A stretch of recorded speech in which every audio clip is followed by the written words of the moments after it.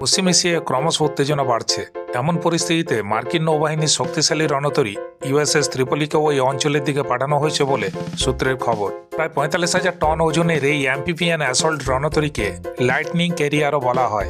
জানা গিয়েছে প্রায় 2,500 নৌসেনা এবং অত্যাধুনিক F-35B স্টাইল যুদ্ধবিমান নিয়ে জাপান থেকে পশ্চিম এশিয়ার উদ্দেশ্যে রওনা দিয়েছে এই রণতরী। উপগ্রহ চিত্রে দেখা গিয়েছে বর্তমানে এটি থাইল্যান্ড ও ফিলিপিন্সের মাঝামাঝি এলাকায় অবস্থান করছে। প্রতিরক্ষা বিশেষজ্ঞদের মতে ইউএসএস ত্রিপলি সমুদ্র থেকে স্থলভাগে হামলা চালাতে সক্ষম। এই রণতরীতে একসঙ্গে 20 থেকে 30টি যুদ্ধবিমান, আক্রমণকারী হেলিকপ্টার এবং ইলেকট্রনিক ওয়ারফেয়ার বিমান মোতায়েন করা যায়। ফলে পরিস্থিতি আরও জটিল হয়ে উঠতে পারে বলেই মনে করা হচ্ছে। এর আগে পশ্চিম এশিয়ায় মার্কিন রণতরী আব্রাহাম লিঙ্কন এবং ইউএসএস গেরাল্ড আর ফোর্ডও মোতায়েন করা হয়েছিল। প্রসঙ্গত, গত 28 ফেব্রুয়ারি ইরানের বিরুদ্ধে আমেরিকা ও ইসরায়েলের যৌথ সামরিক অভিযানের পর থেকেই ওই অঞ্চলে সংঘাত তীব্র হয়েছে। পরপর হামলা ও পাল্টা হামলায় উত্তেজনা ক্রমেই বাড়ছে।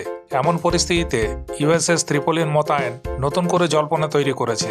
আকাশপথের পাশাপাশি কি এবার সমুদ্র পথ থেকেও বড় সামরিক অভিযানের প্রস্তুতি নিচ্ছে আমেরিকা?